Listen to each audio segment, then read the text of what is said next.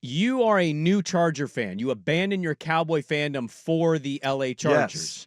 Some mocked and laughed at you that you wanted to escape the misery and depressing nature of being a Cowboy fan. So you chose the AFC equivalent who doesn't have a Super Bowl. And right now you've got to feel great. And I saw the potential the way Jim Harbaugh did. You did not see Jim Harbaugh coming, but that's okay.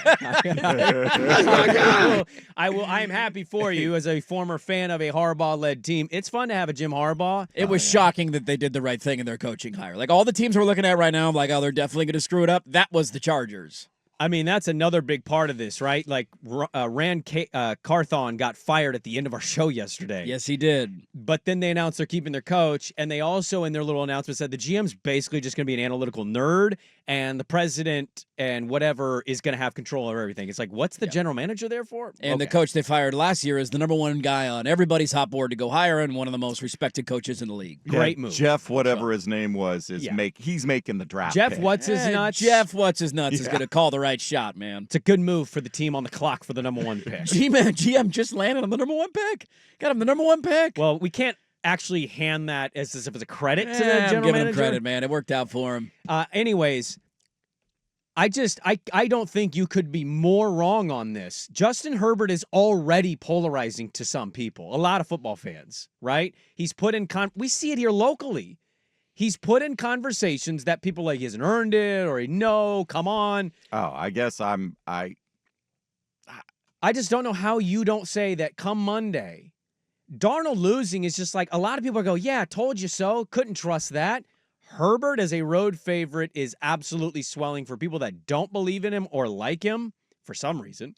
It's going to be this guy can't win in the playoffs. I don't care about the national narrative. I really don't. But that's what the zigger-zag was, and you seem to care I about thought it was that. about who's got the most on the line for them individually. It's clearly Sam Darnold. No, I said national conversation. Yeah, in the national conversation, it's 100% spot on. It's Justin Herbert. Like, I mean, you could do the hypothetical scenario of, like, if Baltimore loses and the year that Lamar's had and the conversation around him, like, he's going to get killed, right? If Josh Allen loses to Denver, like, absolutely, he's going to get killed. Yeah, in that regard, it might be Josh Allen. Yeah, I mean, it'd be Lamar. Yeah, I think Lamar a little more so than Josh Allen, but that's a weird thing that exists that, I don't know, we hold certain quarterbacks to certain standards, but not others. Well, like, Joe Burrow doesn't have a Super Bowl, but we act like he does because he beat Mahomes one time and got to a Super Bowl, so getting to a Super Bowl, Don't you steal my point from 2 days ago. Whole narrative is weird and it's dumb. It doesn't make any sense. But in terms of, like, games that could go either way, and the quarterback of, like, man, if you lose it, he's going to get raked over the coals, it's unquestionably Herbert. Yeah. From a national conversation standpoint, unless a shocking upset of Baltimore, Buffalo happens, I don't think there's anybody else. Because of where he is, because of the kind of year he had, because they've now settled the head coaching question. Like, that was one of the things that you used to lean on of, like, Brandon Staley's an idiot. He doesn't know what the hell he's doing. You don't really have that anymore with Jim Harbaugh. I still think they're a ways away from being a championship-level team, and they need better weapons on the outside for him. I would agree with that. That's a big thing in the next step that they're going to take. But you're taking on a banged-up and beleaguered Houston Texans team who really has not all year looked like a top 5 or 6 team in the AFC. Not really at any one point for me, even in their wins, have I walked away going, yeah, Houston is the team I believe in. They've taken that step from last year to this year. Now, injuries have been a massive part of that. We need to be fair there. Also, offensive line has been dog-ass from week 1 to the final week. Stroud has had no time. He's thrown more picks. Nico got banged up. They lost Diggs. Mixon's been a good addition for them. But, like, largely that team has not looked the part the way that many may have thought they were going to be after surprisingly winning their playoff game last year at home against Cleveland. And so that's kind of my point. It's not just it's about Herbert, but to me, it's a toss-up game because, well, it's playoffs. But also, if you lose, even if he doesn't throw a pick, if they lose, it's going to also be mixed with Houston didn't look good all year. Yeah, you couldn't beat that team in the playoffs. You have not steamroll, but you've been pretty dominant, especially against the bad teams. Mm-hmm. That, like, losing, I think, would surprise people. Again, opened as 3-point favorites on the road. That's a pretty big swing. Yep. And so I think because of their opponent, mixed with the lack of success in this Herbert era, fair or not, and I think it's unfair, there is going to be some noise at him if they lose this game. Well, and especially when you add in there that Houston in 2 of the last 3 weeks of the regular season played playoff contending teams, and the games were not competitive. No, now, I mean, they had to go through the devastating injury on the road in Kansas City. They had lost that game by 8 technically, so you could say, hey, one possession game. But if I remember watching it, I don't ever really feel like thinking, hey, Houston's going to pull this one out or they're going to win this game. And then the next week after the injury, they go and play Baltimore on Christmas Day, and their only points were a safety. And so you saw them against 2 playoff teams at the end of the season, and Kansas City handled them, and then Baltimore just blew them out in their own building on Christmas Day. Granted, on a short week, I'm not overreacting to a win against the Titans in the last week of the season.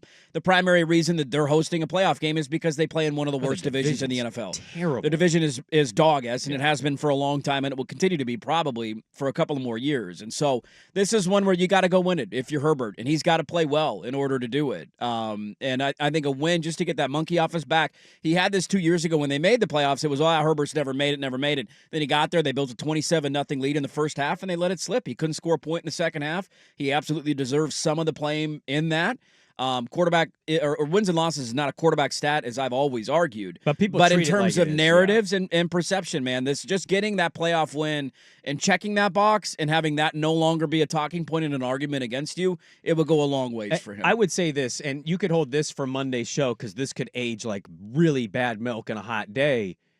I legitimately feel this way. I think I have as much confidence or feel as good about Houston as I do Denver. And that might sound nuts because they're hosting. Denver's going on the road, rookie quarterback, Buffalo. Yeah. And so many are not giving them a shot to win. But I feel the same about Denver as I do Houston. Yeah, I tend to agree with you. Puncher's chance. Houston more capable, I think, going in my opinion, of winning their home game versus Denver going on the road. But, like, those two teams are not different in my mind. No. And so it's a big opportunity. We're doing the negative reaction stuff, too. I think there's the positive side of this of, boy, getting that first playoff win, having this, statistically maybe not the best year of his career, just with passing yards, touchdown, but, like, what a season for him. He has a coach. People hate Greg Roman, but him and Roman, I thought this going into the year, they know how to establish offensive line play. They know that it's a run-first league when you need it the most. Where does it count? The playoffs. And, yeah, they're short weapons. Quentin Johnston had a big game last week as against the Raiders. Yeah. McConkey's been awesome. But, like, just what a year one for Harbaugh and Herbert as a combo. To build on. And if they can win this game in Houston the way that many think they will, I don't care if they lose to Kansas City. This is already great year one. This is an absolute success. 100% stamp it if they win this playoff game and get that first playoff win, and then go into next week and see what happens. Be the cherry on top, man. After the offseason they had, I know everybody looked at Harbaugh and said he turns teams around quickly, but they lost a lot of production, especially on the outside at wide receiver. They had to make some tough salary decisions with their roster. And people kind of looked at them coming in of like, yeah, maybe they make a run at the playoffs, but probably not. And here they are in the wild card round. So it'd be a cherry on top of a really nice year. And I think it's important to remember, like, these things come, it's a process, man. Like, very, very rarely do you just get the Kansas City Mahomes, Andy Reid, year one, you're in the AFC title game, year two, you win the Super Bowl. Like, that kind of thing doesn't happen. Like, no. I'll use Detroit as an example of this, man.